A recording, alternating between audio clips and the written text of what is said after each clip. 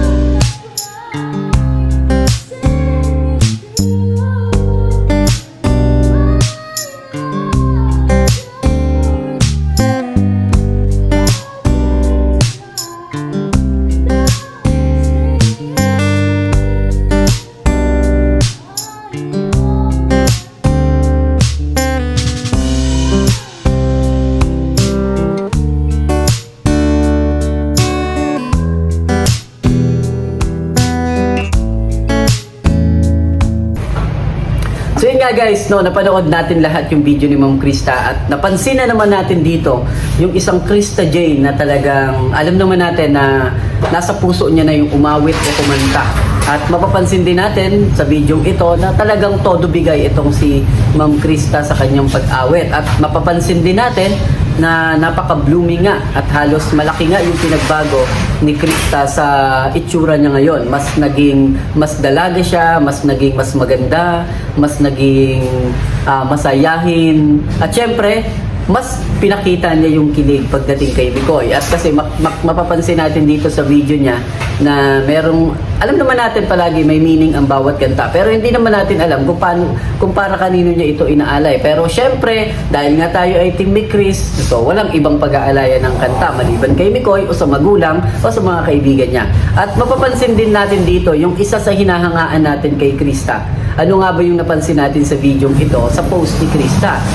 So ang post na ito ni Krista na in-upload niya kagabi ay umani na ng iba't ibang mga komento mula sa Mi Chris fans, mula sa Chris viewers. At isa sa napansin natin kay Krista sa video ito, yung mataas na respect niya kay Kalinga Prab. Alam niyo kung bakit nasabi natin mataas ang respeto ni Krista kay Kalinga Prab? Doon sa kanyang comment, sa kanyang video, meron kayong mapapansin doon sa baba na naka-indicate para kay Kalinga Prab, no? Nakalagay doon permission with Kalinga Prab, no? So ibig sabihin, humihingi talaga siya ng permiso, humihingi talaga siya ng kanyang yung permiso kay Kalinga Prab, dahil alam naman natin na si Krista is under by Team Kalingap at under ni Kalinga Prab, dahil nga ang ni Chris ay umiere sa pangalan ni Kalinga Prab at sa Team Kalingap.